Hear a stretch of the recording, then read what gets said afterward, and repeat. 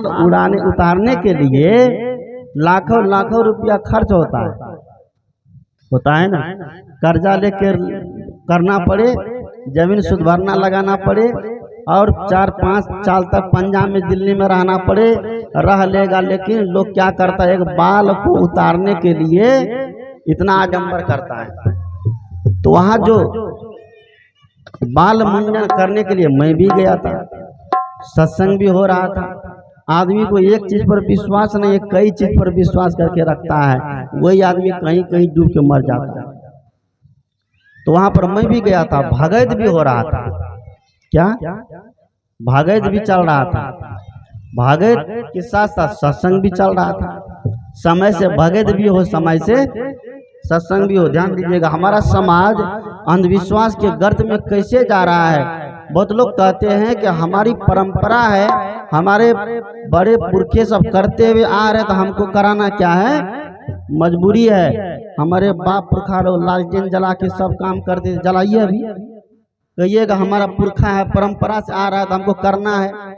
हमारे बाप पुरखा लोग शादी विवाह करने जाते थे तो बैलगाड़ी पर, अभी लेके जाइए, कनपट्टा फोड़ के भेज देगा उधर से। सही है गलत, भेजेगा कि नहीं? सब कुछ परिवर्तन हो रहा है, इसलिए विचारों में परिवर्तन होना चाहिए, हमारे कर्मकांडों में भी परिवर्तन होना चाहिए। वहां जब मैं सत्संग करने गया, घर वाले ने क्या किया, वो जहाँ गोसाई नहीं खेलता है वहीं पर हमको कुर्सी लगा के बैठा दिया। मैं कहता था कि मैं वहां नहीं बैठूंगा, कहा नहीं बाबा आपको बैठना पड़ेगा, आप बैठिए। घर वाला का मन एकदम सोचे नहीं बाबा नहीं बैठेंगे तो काम नहीं होगा, इसलिए उनकी लालसा थी। मैं इसको कहा दिया मैं नहीं बैठूंगा, मैं कई बार कहा, लेकिन जबरदस्ती का नहीं, आपको बैठना पड़ेगा, बैठिए। तो मैं बैठ गया।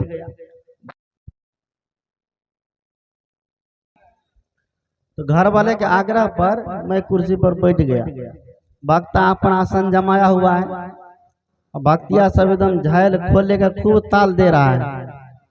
क्या सब गाते हैं वही लोग समझते हैं, खूब भगत गा रहे हैं। कोई गाने वाले होंगे तो बुरा नहीं मानिएगा, जो बात है मैं अपनी संस्मरण सुना रहा हूँ। भक्ता सब भगत गा रहे हैं और गोसाई खेलने वाला जो मेन होते हैं आसन जमाए हुए।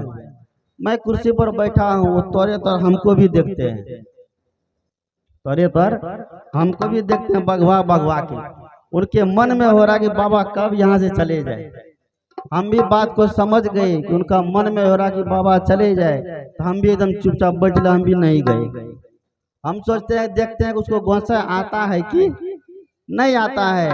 देहाती कहावत है कि जोगी के सामने दुरखेल चलेगा, जोगी के सामने कोई दुरखेल नहीं चलता है। मैं भी थत्थर जैसा बैठे रह गया वहां पर, मैं भी थत्थर बन गया हूँ।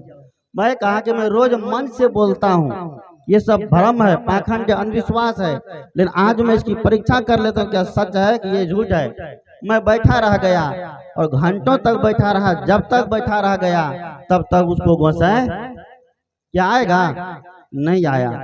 मेरे मन में हुआ अगर मैं बैठा रहता हूँ घर भैया का बेइज्जती हो जाएगी, इसलिए मैं अपने मन से उठ करके दरवाजा पर चला गया।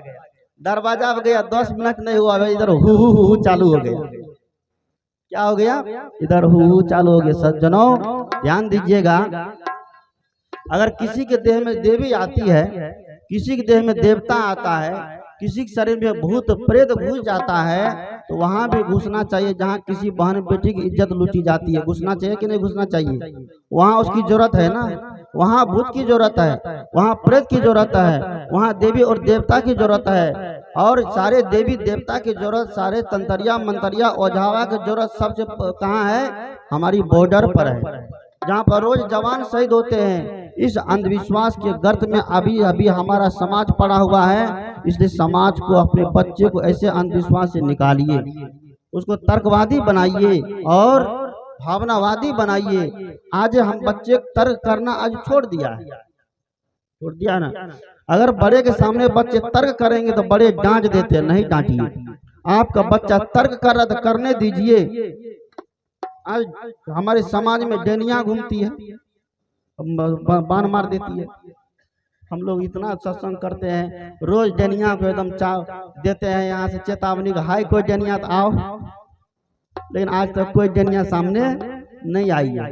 हम कहते कोई डैनिया है, कोई ओझावा है, कोई मंतरिया है जिसके मंत्र में शक्ति है, एक बार मेरे ऊपर भी प्रयोग करो और आप अपना बाण हमको मार के दिखाओ, क्या चलेगा?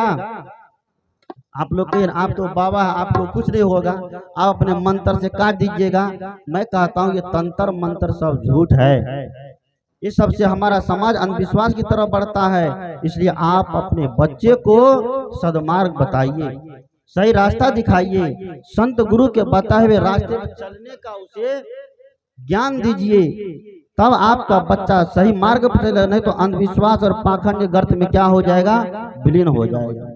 बाल उतारने के लिए इतने इतने खर्चे लोग करते हैं।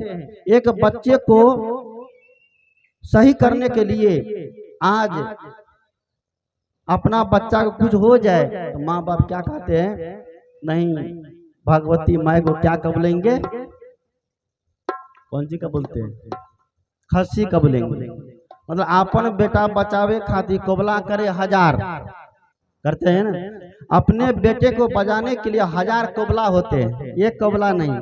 कभी भगवती माई, कभी सरस्वती माई, कभी भोला बाबा, कभी दुर्गा माई, कभी काली माई, कभी भवानी माई, ये सब माई को मना के आ जाती है। किसके लिए? एक बेटे को बचाने के लिए। लेकिन गला किसका कटेगा? बकरिए के माई का, बकरिए के बच्चा का। संत ने बड़ा सुंदर भजन गाया है, आइए सुन लीजिए। बोलिए सदगुरुदेव की। बड़ा देहाती भजन है।